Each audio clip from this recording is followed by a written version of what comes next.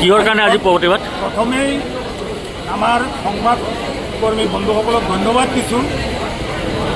আমি ইমান দিনৰ পৰা ডালমিয়া কৰ্তৃপক্ষ লগতে প্ৰশাসনকো আমি বিভিন্নবাৰ লংকাবাসী ৰাইজে কাকতি মিনতি কৰি আছিলে লংকা ৰেল ষ্টেচনৰ পৰা যিবিলাক বিষাক্ত পদাৰ্থ কয়লা মানে ফ্লাই এছ চিমেণ্ট যিটো অনৈতিকভাৱে লোডিং আনলোডিঙৰ কাম যিটো হৈ আছে এইটো বন্ধ কৰি আমাক শান্তিভাৱে থকাৰ কাৰণে।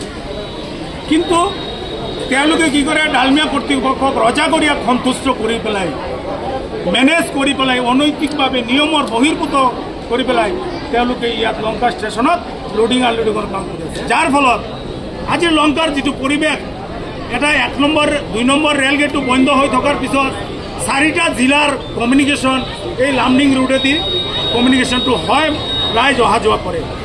আজি লংকা ৰেল ষ্টেচন পৰা ফৰেষ্ট গেটলৈকে প্ৰায় মই জনামতে 8-9টা স্কুল কলেজ আছে, হস্পিটেল আছে, থানা আছে, মাৰ্কেট আছে, আপোনাৰ SDC অফিচ আছে।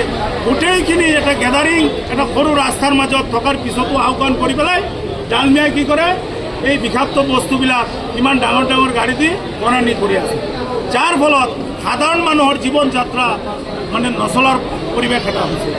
আজি যাওক, যদি এটা মানুহৰ ডেলিভাৰী কেছ যদি হয়, আজি যদি স্কুলত যাব লাগে ডালমিয়াৰ গাড়ীৰ কাৰণে যাব নোৱাৰে। আজি যদি এটা মানুহ কিবা অফিচৰ কামত যাবলগীয়া হয় ডালমিয়াৰ গাড়ীৰ কাৰণে মানুহ অফিচত যাব নোৱাৰে। আমাৰ লংকাৰ মানুহে বিভিন্নবাৰ চেষ্টা কৰাৰ পিছতো কিন্তু আমি সক্ষম হ'ব নোৱাৰি। বাধ্য হৈ পেলাই আপোনালোকৰ মূল দাবী কি? আমাৰ মূল দাবী লংকা ৰেল ষ্টেচনত ডালমিয়াৰ কোনো মেটেৰিয়েল লোডিং আনলোডিং হ'ব না। তেওঁলোকে ইণ্ডাষ্ট্ৰি কৰক, আমাৰ কোনো আপত্তি নাই। তেওঁলোকে আৰু 5টা ইণ্ডাষ্ট্ৰি কৰক, আমি ভালেই পাম। কিন্তু কথা হ'ল আমাক মাৰি পেলাই আমি ইণ্ডাষ্ট্রি ইয়াত লোডিং আনলোডিং করে আমি কোনো কারণে আমি আজকে আমাদের লঙ্কাতে ডালমিয়া একটা ফ্যাক্টরি বনছিল, আমরা বহুত আনন্দ হয়েছিল যে আমরা লঙ্কার মধ্যে একটা এত বড় ফ্যাক্টরি বনছে, আমরা লঙ্কার জনসাধারণের বহুত উপকার হবে।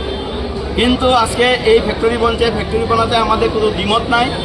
কিন্তু আমাদের দ্বিমত হয়ে গেছে যে এখানে যে ইয়ার্ডে যে কাজ তারা করতেছে অনৈতিকভাবে, এই যে পাবলিকের এখানে যারা পাবলিক এই ইয়ার্ডের কিনারে যারা পাবলিক আছে তারা এটার ভুক্তভোগী বেশি। তারা বহুদিন ধরে আমাদেরকে বলছিল, আমরা ডালমিয়াকে বারবার বলছি, কিন্তু ডালমিয়া বারবার বলছে যে আমি ইয়ার্ড বাড়াইতেছি আমাকে 6 মাস টাইম দেয়। 6 মাস এক্সটেনশন করে তারা কামটা চলাই নিতেছে।